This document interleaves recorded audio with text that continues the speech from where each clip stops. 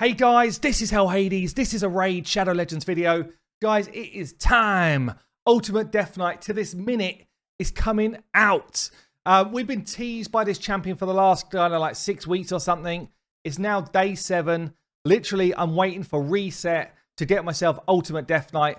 I'm going to show you a damage test on my main account with my best gear. And then we're going to jump onto my Ultimate Death Knight on the free-to-play and kind of show you more relevant content where I think you can actually play and help your accounts.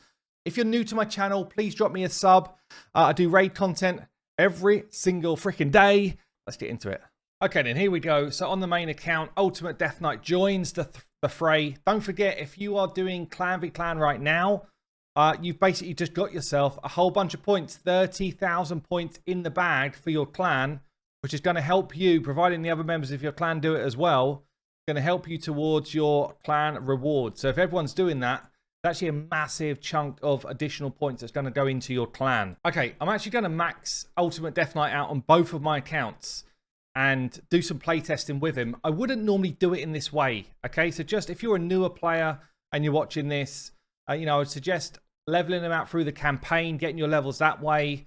You don't need to force it in the way that I'm forcing it on both of my accounts here, because it's a pretty inefficient way to do it, okay? Normally what I would do is I'd be farming up levels in the Minotaur, using gems for my energy, and getting my Masteries at the same time as getting levels here. And I would do the same on both my free-to-play and my main account normally. But obviously, we're trying to give you a playtest as quickly as we can. Little tip here, press a space bar if you're playing on your PC. Bam! The ascension goes quick. And then we basically go ahead and throw some books into this dude. Now, before we get into the new Ultimate Death Knight, let's just remind ourselves what the OG, the common Death Knight can do. You can't ascend the common, so he can't wear an amulet. He can't wear a banner. I do have him with Masteries. I invested in these Masteries a while ago. He's got Helm Smasher. He's going to do as much damage as I can get him to do. He's got crit damage gloves on. He's got attack percent, chest and boots. He is literally pumped as high as I can get him, and it's still only 2.4k attack and 208% crit damage because his base stats are just so freaking low. But anyway, let's get him into a damage test with our usual crew and see what he can do. And just check out the OG's kind of animations before we get into the big boy, the new guy, like we like to do. So let's just set this up. Drop defense and weaken. Damage for us, damage for them. Bit of an increase attack. And then all he's got is one skill, an A1. Attacks an enemy. Chance to sleep. We don't care about that. Does it hit? Oh dear. Oh dear. No, it doesn't. Pumped to the max. He did nothing in this game. Let's see what the new boy is all about. The new kid on the block. What can he do? Okay then. So, how is this guy going to compare to the original Death Knight? I mean, certainly a lot better, right? He looks freaking sweet. He's got this cool shield. Kind of cool with the kind of like snake wrapped around him. Got his bones out. Probably to do with a bit more of a cover up. They've also given him some decent like animations purely for him. And, you kind of see a lot of animations over it again with different champion skins. You've got Mr. Nibbles here running around and all sorts. Yeah, so pretty cool. Let's have a look at what's going on. A1 is a provoke. So this could be decent in Hydra if you're looking to try and control the head of Decay. It's also going to be decent in Magma Dragon. A provoke with a decent level of landing is actually the only thing you need for Magma Dragon. So that's going to help you there. Outside of that, it's relatively weak. Yeah, it's an okay percentage chance to land. It improves if you're fighting against legendary champions. I would honestly say books on the A2 and A3 are way more valuable than books on the A1, unless you definitely want him for some of those jobs I just spoke about. So if you were able to land books here or here, I would probably stop on most accounts, and I wouldn't carry on booking the A1. There's no books going on here. So the provoke here, it does improve against legendaries. I wish, honestly, they just had it as a 55% chance to provoke increases by 20%. This here feels like it's a pretty nothing ability, honestly. It feels just like a nothing ability. If anything, change that to Hydra, and then you've got, more utility we're actually going to use. Because this is mainly an arena thing, you know, trying to provoke someone in the arena. He's not the best arena champion, albeit when I do some more playtesting on my main account, I feel like he could be a pretty niche arena champion because of his passive, and I'll talk about that in a minute. His A2 then, AoE decrease attack, books up to 100% chance to land. That's a really good progression ability. Yeah, so if you're progressing through dungeons, pretty much all of the damage that you're taking in dungeons is attack based. Same with Doom Tower actually. So doing an AoE decrease attack pretty much just protects your team from an amount of damage coming in. It's particularly good in Ice Golem. An AoE decrease attack, particularly good in Ice Golem. The shame here is the fear element. Again, it only happens with legendaries. There's two places where I think this could be decent. It could be decent against Doom Tower waves, and it could be decent in the arena. But just a fear, if it was true fear, then it's better for the arena. Just a fear doesn't really put people off using their abilities. So I don't think it quite cuts it. But it's an okay secondary part. But again, it feels like they still needed it anyway. So to just have it work for legendaries, you know, I kind of want this to work in Spider and other areas of the game. So I just feel like they've done him a little bit dirty here. But this is one of his best abilities, an AoE decrease attack on 100% chance to land. That's going to be decent in Spider, Ice Golem, and probably in some Doom Tower stuff as well. Okay, we've then got the A3. So it's a shield buff and continuous heal for all allies. The shield is proportional to his defense. So it scales into the sky. It doesn't matter how much defense you pump up. It will just continuously scale on a multiplier of his defense. There's other champions that do this in the game. Two other ones that do it well. Helikath and Valkyrie. Both legendary champions. They're both considerably better at this than he is. And we'll see it again in this video. But basically, his multiplier for his shield is quite a bit lower. Now, those two are really like well sought after champions. But still, they are both legendaries. He's legendary. It should be, in my opinion, a bit closer to that level. And if it was, then damn, that would massively change my rating to this guy on my website and stuff like that. So if you don't know, if you're new to my channel and stuff, then hellhades.com, you can literally go in and search for any champion that you own, and you will get my kind of write-up of the champion, where they're strong, all of that type of stuff. So feel free to drop a look at hellhades.com. So yeah, this skill is cool. A continuous heal and a shield is good. We really wanted to see a fatter shield, I think. And we'll see that playing through. But you know, I'm a free to play. I mean, damn, it's a shield. It's going to help us. It's on a 3-turn. The shield goes on for 2 turns. So, you know, someone like Scarab Boss, that could be pretty damn useful for a lot of people that are trying to progress through content. We've then got the passive, and this has the ability to be a bit of a game changer in certain situations. The challenge is there's more situations where it's not a game changer than where it is. That's the problem. Anyway, whenever an ally is attacked, so any of your team, whenever they're attacked, 100% chance of completely blocking 1 hit. Now, that's a phenomenal passive. If it just stopped there, that's a phenomenal passive. Okay? Decreasing that damage to 0. This champion takes it instead. Even at that point, that's still a phenomenal passive. This is where it gets a bit weaker. The chance decreases to 50% if it's a boss. So now you're relying on RNG, which is not ideal. And it does not work against AoE. That's the shame. Because almost every boss is hitting us with AoE after AoE after AoE hit. In the arena, you mainly take AoE damage. So where I was saying earlier that he might come in as a niche champion in arena, this is where he could come in.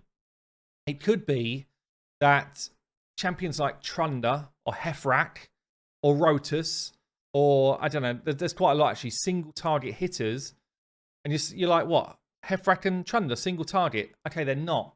But the way they're coded is part of their skills actually are coded as if they were single target hits. So there might be some funky big brain plays where you can actually make use of that with this passive. So for example, the Trunda A2, the first part of the hit is a single target hit anyway. And then the second hit is actually, it says AoE, attacks all enemies. but it attacks them as if they were all single target hits. So I don't know how many of these would possibly be blocked, but it's definitely something that's quite interesting to look at. So yes, that's the type of thing that people might start to discover, and I think it's going to take a lot more playtesting than me just showing you, like a first view video, how effective that's going to be. I will do a follow-up on that once I've played with it a bit more.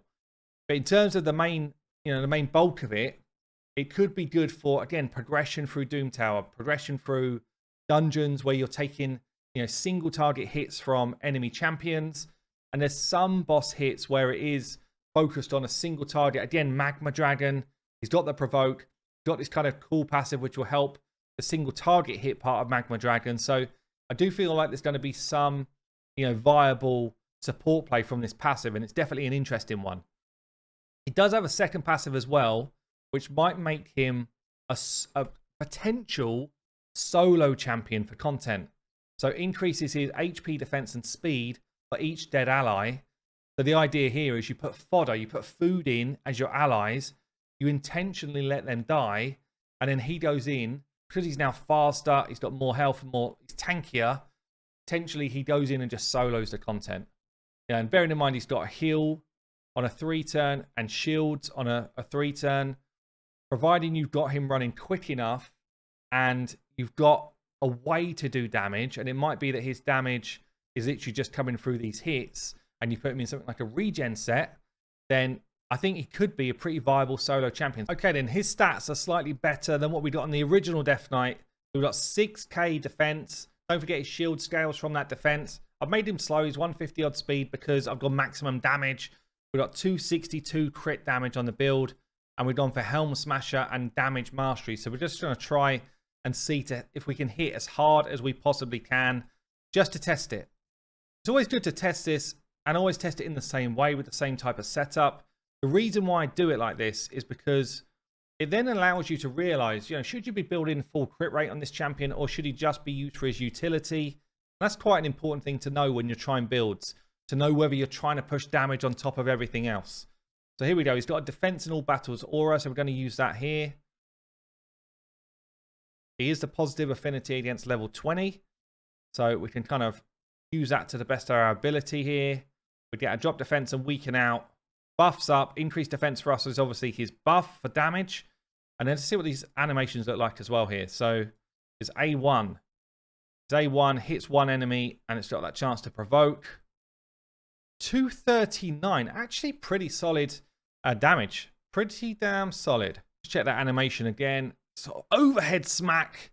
That's quite cool. I like it. Okay, then let's check his A2 out. Again, let's slow it down.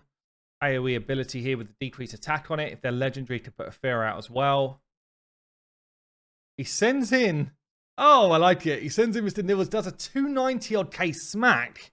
That's actually pretty damn strong. That's up there a little bit weaker than a Ragash. Kind of up there with a Helior hit for a defensive champion. So he's probably in like a top 15 or so of defensive nukers. If I was to look at our damage tier list here, for defensive style champions, we've got Helior coming in. What is that? Helior's coming in at 19. Okay, so he's a top 20 defensive nuker. That doesn't mean like that's his best spot, but that's actually not a bad amount of damage for this champion. Actually, for the damage test, pretty positive start, I would say. Let's jump on the free to play and start running him through some content in a more natural build, a more normal build. So I did get food ready, especially for this on the free to play. I've been kind of talking to the community saying, what do you want me to do? Do you want me to level up somebody else or level up this dude? And the vast majority were like, no, give us Ultimate Death Knight. Let's see what you can do on an account that's not stacked like your main account. Let's see how he can actually impact. Because honestly, on my main account, he's a useful champion, but he's not going to get into any of my like real end game main teams. I can't see it. Whereas on the free to play, he is genuinely going to give me some decent utility to get me through content. And most people probably that are coming into the game would be better off watching this part of the video than the earlier part. And this is where we're perhaps a little bit more reserved as well with the books. So we are in Clan v Clan, so we're going to gain the big points for the booking. But again, as I said earlier, I really want it to fall in this cooldown here and this cooldown here. So 2 more books. And if they just land there and they don't go to the A1, then I stop booking. But obviously it will start going to the A1 because I'm not that fortunate. And now it's going all into the A1. And we're left with 2 books. Will it hit the A1? Yes, it will. So we end up fully booking the dude. I didn't hit the luck. I thought I was going to. I didn't. So we end up fully booking him. But yeah, that's the type of thing you got to go through, right? So here we go. We're going to buy his Masteries again on the free-to-play. I wouldn't suggest doing this normally, but for me, it's worthwhile to show you guys. And in terms of Masteries here, we're going to go crit rate, crit damage. I'm going to do him in a War Master build because I want to use him in general boss level content on the free-to-play. So by that, I mean I'm going to come straight down the left-hand side here into War Master. That's going to give me some good damage against bosses. I think we're also going to go for the accuracy tree or the support tree. Give me more accuracy to land stuff here. Give me Laura Steel, extra stats. That maybe not. I do want Evil Eye to drop turn meter on his A1. I do want a better chance to. Actually, I think I get 100% now, do I? 100% chance to land decreased attack, so I don't need that. Can put it on for longer with this ability here.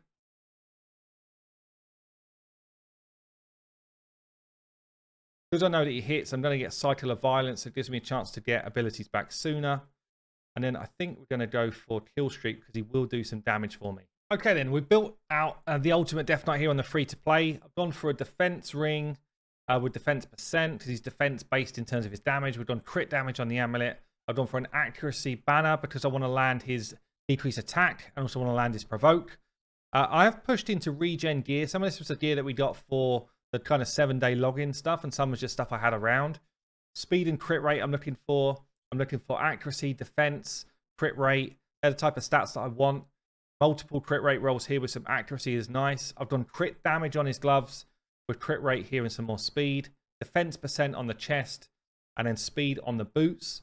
So it's given me a total stats here on the free-to-play of 190 speed, nearly 100% crit rate. I'd rather that was capped, but I'm using the gear that I've got. 183% crit damage, not bad for a regen set. And then a good amount of defense, a good amount of health, and a good amount of accuracy. Now, I will say for a regen set, if we was going to try and solo stuff, I would go way higher health because regen gives you a percentage of your health back every turn. So the more health pool that you've got, the more you're pulling back.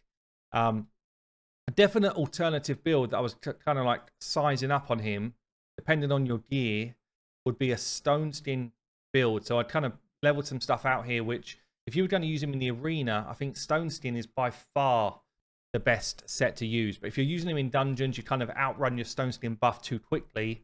So I don't think we'd get too much benefit from stone skin in general dungeons. So we're going to start with Ice Golem here. I haven't beaten stage 20 yet. He is the poor affinity for stage 20, so he's not really like the kind of person who's going to come in and save the day. But he does give me a guaranteed decrease attack on the main boss, and it's one of the best skills you can get for the main boss. So we're going to throw him into this team here. I do want a bit more damage for my kind of setup now that we've got him coming in.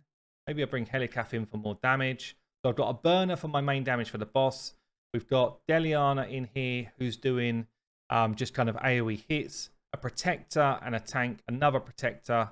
Let's see how we get on. So a couple of these are weak affinity. I'm hoping to blitz my way through 20, get myself up to stage 21, where the affinity kind of swings in our favor a bit more. Start to get some damage out. Burns coming out here from Tomb. And obviously things like the AoE decrease attack ability, like this, does a decent amount of damage.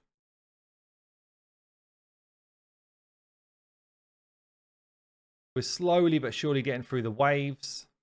I don't have decreased defense in this team. I could definitely bring Armenia in to help the waves go faster. But I would sacrifice quite a bit of my, I guess, my team protection to do that. It would speed things up quite a lot, though. As I say, I've not got through this stage yet. It's actually wave 2 that's a problem rather than wave 1. I'm interested to see how much damage he's doing compared to other champions in the team. Bearing in mind he's shielding us and that as well.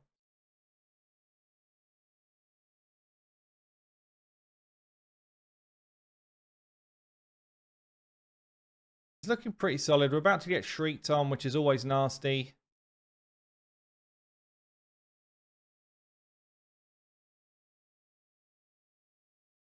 Because that's an AoE, we didn't get to block any of that damage away either.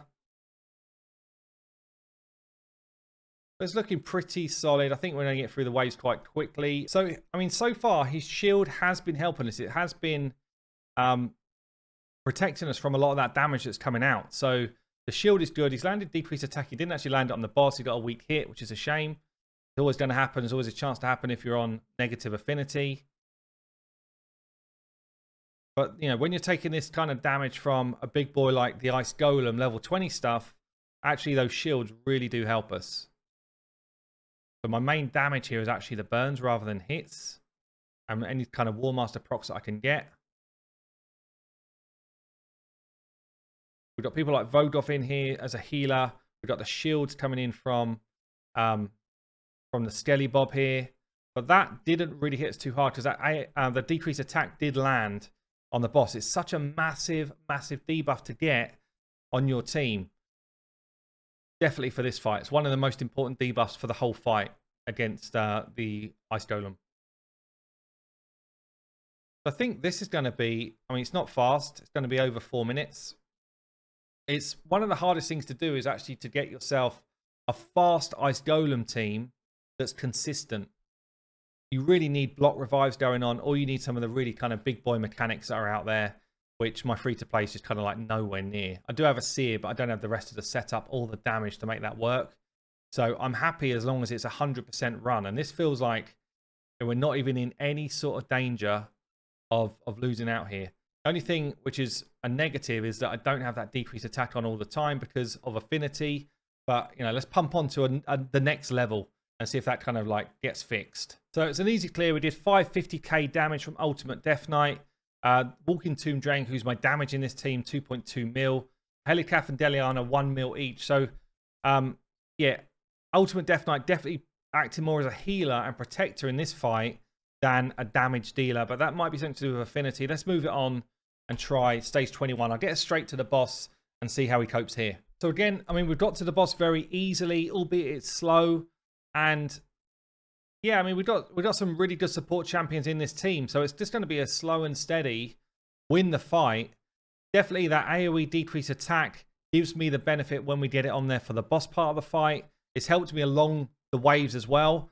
And really, although his shield is not big, the shield and continuous heals in this fight is really big. I think he's a massive, massive champion for people to progress through Ice Golem right through the game. Yeah, I think he will stay in my free-to-play Ice Golem team for a long, long time.